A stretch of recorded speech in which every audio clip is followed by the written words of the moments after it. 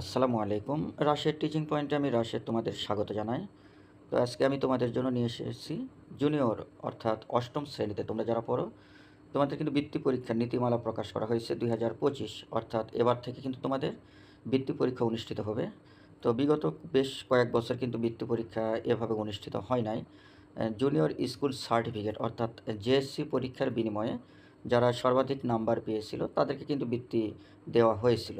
তো এবার কিন্তু তোমাদের জুনিয়র স্কুল সার্টিফিকেট অর্থাৎ জেএসসি পরীক্ষা অনুষ্ঠিত হবে না, কিন্তু বৃত্তি পরীক্ষা কিন্তু অনুষ্ঠিত হবে। তো আমরা দেখব এই নীতিমালাতে কী কী লেখা আছে, তার মূল কয়েকটা পয়েন্ট আমি এখানে লিখে নিয়েছি। তো তোমরা কিন্তু এখানে দেখলেই বুঝতে পারবে যে কিভাবে তোমাদের পরীক্ষায় অংশগ্রহণ করতে হবে এবং কী কী বিষয়ের উপর তোমাদের পরীক্ষা কিন্তু দিতে হবে।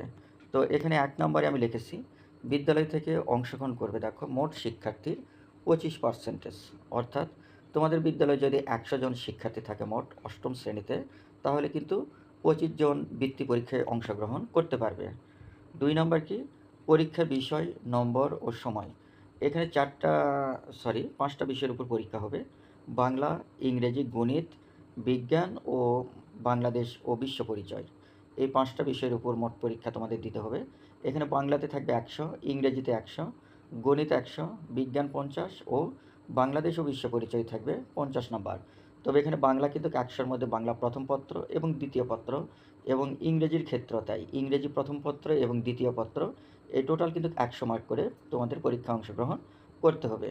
তো এখানে অবশ্যই বাংলা, ইংরেজি, গণিত, বিজ্ঞান এবং বাংলাদেশ ও বিশ্ব পরিচয়, এই 5টা বিষয় তোমাদের কিন্তু খুব ভালোভাবে পড়তে হবে। আর তার চেয়ে বড় কথা, তোমাদের ইসলাম ধর্ম কিন্তু বৃত্তি পরীক্ষা থাকবে না। তো এখানে মোট নাম্বার থাকবে হলো 400।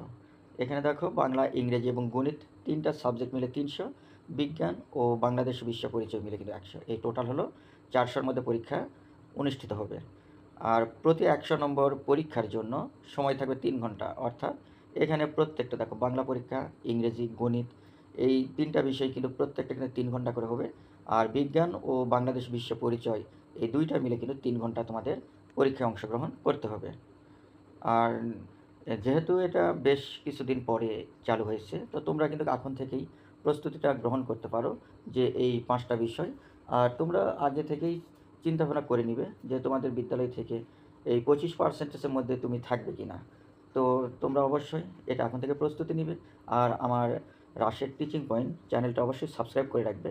এর পরবর্তীতে কিন্তু খুব গুরুত্বপূর্ণ তথ্য তোমাদের জন্য অবশ্যই আমি নিয়ে আসবো। তো আজকে এখান পর্যন্তই।